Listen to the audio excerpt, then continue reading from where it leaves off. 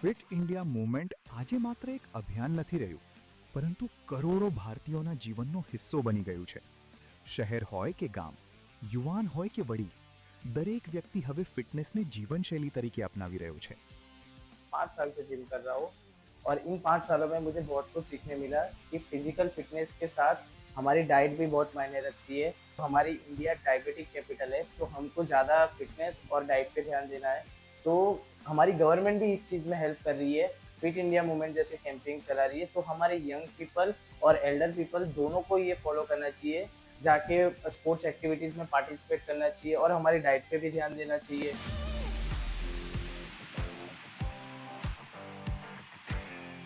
Fit ભારતનું સપનું ત્યારે જ સાકાર બની શકે જ્યારે તેની શરૂઆત બાળપણથી થાય. શિક્ષણ વિભાગના માર્ગદર્શન હેઠળ બાળકોમાં ફિટનેસ પ્રત્યેનો ઉત્સાહ વધે અને સ્વસ્થ પેઢીનું નિર્માણ થાય તેવા સતત પ્રયત્નો થઈ રહ્યા છે. સ્વસ્થ શરીર માટે સારા ખોરાકની ઘણી વખત વાત કરે છે, તો ગુજરાત બોર્ડ અને સીબીએસઈ બોર્ડ બંનેએ આ બાબતે તમામ શાળાઓમાં એક પત્ર કર્યો કે સુગર જે છે, નો સુગર નો ઓઇલ, આ પ્રકારે દરેક શાળામાં સુગર બોર્ડ બનાવ્યા. સુગર બોર્ડ બનાવ્યા છે. એ સુગર બોર્ડની અંદર બાળકોને હેલ્ધી ફૂડ જે છે એની સમજ આપવામાં આવેલી છે કે શું ખાવાથી કેટલી કેલરી મળે છે અને શું નુકસાન થાય છે, કયું ખાવાથી શું નુકસાન થાય છે, કયા પ્રકારના ફૂડ ખાવા જોઈએ. આવી બધી સમજ શાળા કક્ષાએ મળે તે માટે શાળાઓમાં હેલ્ધી કોર્નર બનાવવામાં આવ્યા છે. સુગર કોર્નર એને નામ આપ્યું છે અને તે રીતે તમામ શાળાઓ એને અમલ કરી રહી છે. અમદાવાદ મ્યુનિસિપલ કોર્પોરેશન દ્વારા રમતગમતને પ્રોત્સાહન આપતી નવી સુવિધાઓ, સ્પોર્ટ્સ હબ અને આધુનિક મેદાનો વિકસાવવામાં આવી રહ્યા છે. શહેરના દરેક ખૂણે રમતગમત અને સ્વસ્થ જીવનશૈલી માટેનું વાતાવરણ ઊભું થઈ રહ્યું છે, જે ફિટ ઇન્ડિયા અભિયાનના ઉદ્દેશ્યોને વધુ ગતિ આપી રહ્યું છે. શહેરીજનોનું સ્વાસ્થ્ય જળવાઈ રહે અને તેઓ ફિટ રહે એ માટે અમદાવાદ મ્યુનિસિપલ કોર્પોરેશન દ્વારા 42 જેટલા જિમ્નેશિયમ ચલાવવામાં આવે છે. એ ઉપરાંત 21 જેટલા સ્વિમિંગ પુલ ચલાવવામાં આવે છે, જેઓ ખૂબ જ નોમિનલ ભાવથી તરવૈયાઓ અને યુવાનોને તાલીમ આપવામાં આવે છે.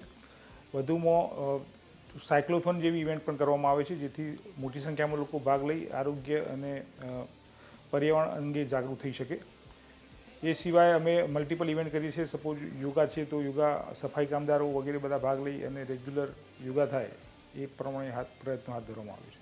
અમારા વસ્ત્રાલ સ્પોર્ટ્સ કોમ્પ્લેક્સમાં ફિટ ઇન્ડિયા 2019ના મોડલના ધ્યાનમાં રાખીને વિવિધ સ્પોર્ટ્સને સારી રીતે કાર્યરત કરવામાં આવેલ છે. અમારા સ્પોર્ટ્સ કોમ્પ્લેક્સમાં તાજેતરમાં વર્લ્ડ લેવલનું બનાવેલ gymnasium, swimming pool, tennis court, પછી લોન ટેનિસ કોર્ટ્સ, પછી આપના બેડમિન્ટન કોર્ટ્સ જે ફૂલ્લી એર કન્ડિશન છે. અને હાલમાં અમે કેટલા વિવિધ સ્ટુડન્ટ્સને એમનો ટેલેન્ટ બેઝ ટુર્નામેન્ટ્સ કરાવીને એમને અમે સ્કોલરશિપ પણ પ્રદાન કરી રહ્યા છીએ. અને આવનારા સમયમાં આપણું ગુજરાતનું ગૌરવ જળવાય એના માટે એમને સ્કોલરશિપ પ્રોગ્રામ્સ, એમને બેસ્ટ કોચિંગ ફેસિલિટીઝ, એમને બિલકુલ ન્યૂનતમ ફીસ સ્ટ્રક્ચરની અંદર અમે વસ્ત્રાલ સ્પોર્ટ્સ કોમ્પ્લેક્સમાં હાઈ પરફોર્મન્સ જેવી કોચિંગ ફેસિલિટીઝ આપવામાં આવી રહી છે. આપ અગર મેન્ટલી ફિટ હશો, આપ ફિઝિકલી ફિટ હશો, તો જીવનમાં કોઈ પણ પરિસ્થિતિ આપના જીવનમાં આવશે એ તમે સ્ટ્રોંગલી એને ફેસ કરી શકશો. આજે ભારત ફક્ત ફિટ નાગરિકો જ નહીં, પરંતુ વૈશ્વિક રમતગમત શક્તિ બનવાના માર્ગે આગળ વધી રહ્યું છે. અમદાવાદમાં યોજાનારી આંતરરાષ્ટ્રીય કક્ષાની રમતોત્સવોની તૈયારીઓ હોય કે દેશભરમાં ફિટનેસ પ્રત્યે વધતી જાગૃતિ, આ બધું એક નવા ભારતની ઓળખ છે.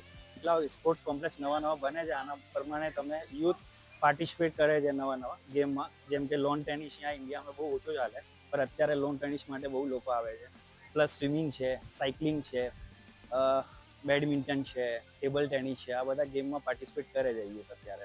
આ ફિટ ઇન્ડિયા મુવમેન્ટના લીધે દરેક વ્યક્તિ સ્પોર્ટ્સમાં, હું તો એમ કહું છું કે સ્પોર્ટ્સમાં જોડાય અને દરેક સ્પોર્ટ્સમાં જેને જ્યાં ઇન્ટરેસ્ટ હોય, યોગા જેને કરવા હોય યોગામાં રહે, જે પણ ટેબલ ટેનિસ છે યા સ્વિમિંગ છે, જેમાં બોડીની મૂવમેન્ટ થતી હોય એવી એક્ટિવિટી સૌથી વધારે કરે, જેથી કરીને હેલ્થ ઇસ્યુ બી ના થાય અને વ્યક્તિને માઇન્ડ બી સેટ રહે ને બધી રીતે.